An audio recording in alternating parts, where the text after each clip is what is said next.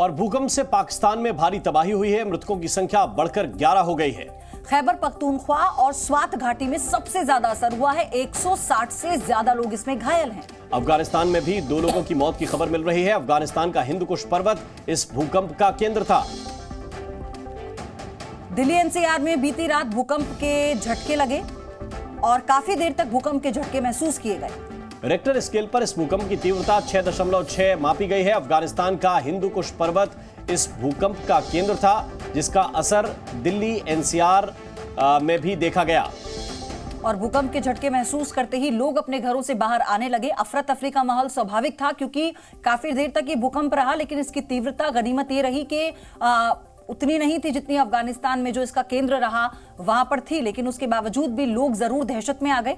तुर्की में जिस तरह के हालात बने, पूरे विश्व में भूकंप को लेकर भी, क्योंकि लगातार वैज्ञानिकों की तरफ से भी, एक्सपर्ट्स की तरफ से भी अलर्ट जारी होता रहा है। एक बार फिर से हम आपको बताते हैं कि किस तरह रिक्टर स्केल पर तीव्रता कैसे मापी जाती है और साथ ही इसका असर क्या होता है। अगर ये 0 से लेकर 2 तक है, 1.9 तक है, तो बहुत ही सिस्मोग्राफ में इसको रिकॉर्ड किया जा सकता, इसे महसूस नहीं किया जा सकता। 2 से 3 तक है तो बहुत ही हल्के झटके लगते हैं। और आपको बता दें, जब ये 4 से ज्यादा होता है तो फिर घर की जो चीजें हैं उनके टूटने की आशंका होती है, 5 से ज्यादा में भी। लेकिन जब ये 8 से ज्यादा हो जाए, 8 से 8.9, तो बड़े स्तर पर तबाही और सुनामी का जो अंदेशा है वो जताया जाता है। राजू राज हमारे साथ जुड़ चुके हैं इस खबर पर। राजू राज, बहुत स्वाभाविक है लोगों का डरना, जो तुर्की में हमने देखा, उसके बाद इस भूकंप ने वाकई ही सबको डरा दिया। देखिए, निश्चित तौर पर पयोधी की ये उत्तर भारत में खास तौर पर ज़्यादा देखा गया और सबसे ज़्यादा अगर महसूस भूकंप के झटके हुए अफगानिस्तान के बाद, तो दिल्ली एनसीआर में जो लोग हाई राइज बिल्डिंग में रहते हैं उनके लिए सबसे बड़ी परेशानी का सबब था कि दिल्ली ऑलरेडी भूकंप रोधी क्षेत्र में आता है और कभी भी कोई जो झटके हैं अगर तेज आते हैं तो निश्चित तौर पर सबसे ज़्यादा नुकसान हो सकता था दिल्ली में। लेकिन राहत की बात ये रही, हालांकि कुछ जगहों पर अफवाहें दिल्ली में जरूर चली कि कहीं पर बिल्डिंग झुक गए हैं, लेकिन जब वहाँ पर रेस्क्यू टीम पहुँची तो वहाँ पर देखा कि स्थिति सामान्य था।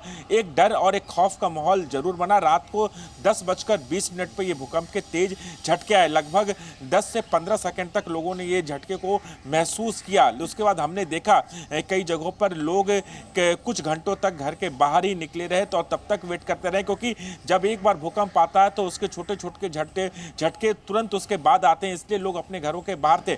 लेकिन कुछ और राज्यों में हमने देखा जहां पर भूकंप के जो झटके आए थे उसकी वजह से दीवारों में दरारें आ गई थी, पंखा और तमाम चीजें हिलने लगी थी। ये एक डर का माहौल था, क्योंकि जो भूकंप देखा गया है अलग अलग जगहों पे, उसे लेकर लोगों के अंदर ये डर है। लेकिन इसका सबसे ज़्यादा अगर असर हुआ तो पाकिस्तान में हुआ, जहां पर 160 से ज़्यादा लोग घायल हुए, 11 से ज़्यादा लोगों की मौतें हुई। इसे लेकर कहीं ना कहीं लोगों के अंदर डर था और लोग अलर्ट थे। एक अच्छी और राहत की बात दिल्ली वासियों के लिए या पूरे भारतवर्ष के लिए ये रही कि कहीं जान माल का नुकसान नहीं रहा। ये सबसे अच्छी और राहत वाली बात जरूर रही इस भूकंप को लेकर। बहुत बहुत शुक्रिया, बहुत बहुत धन्यवाद आपका राजू राज, इस पूरे अपडेट के लिए, इस पूरी जानकारी को विस्तार से बताने के लिए। और बीती रात आए भूकंप के बाद आपको यह भी बता दें कि नीदरलैंड्स के एक रिसर्चर फ्रैंक हुगरबीट्स का एक बयान फिर से वायरल हो गया है।